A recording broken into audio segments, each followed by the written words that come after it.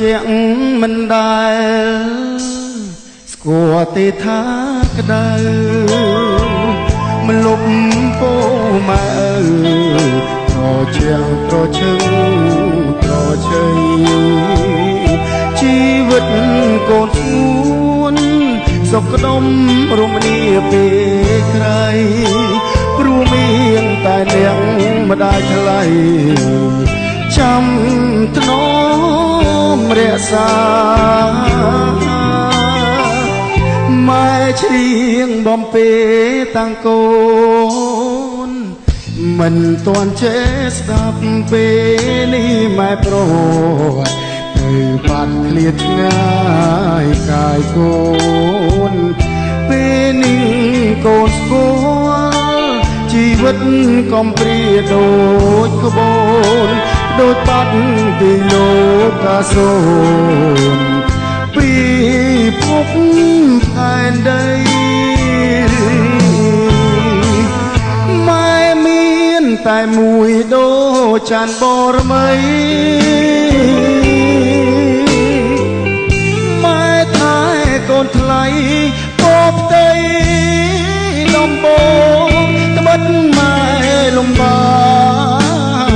លោកមិនខ្ចីតូនរួមដើម្បីកូនលុងដងហើមចុងក្រោយទួងបីទិញពី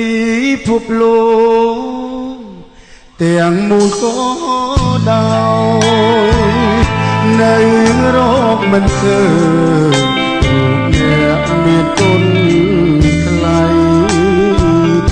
ចង់សងគុណម៉ែបានត្រឹមតែយំស្ដាយក្រោយនឹកអ្នកម្ដាយណាស់លោកអើយសល់ត្រឹម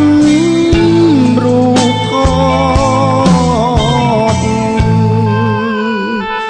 តសមាជិកគ្រប់ជំរាបសួរលោកយាយលោកតាពុកម៉ែបងប្អូនអរគ្នាបាទអរគុណណាស់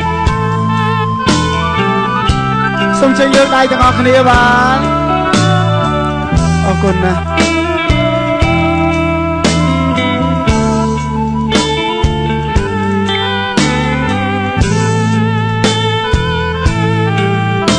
អរគុណ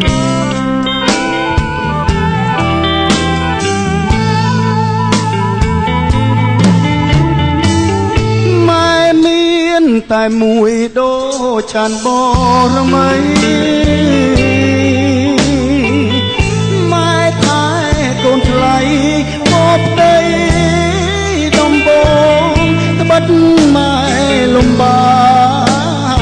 លោកមិនខ្ចីតូនរួមដើម្បីកូនលុងដងហើមចុងក្រោយបាត់អ្នកមានគុណសែនធ្ងន់ស្រពុនបេះដូងម៉ែ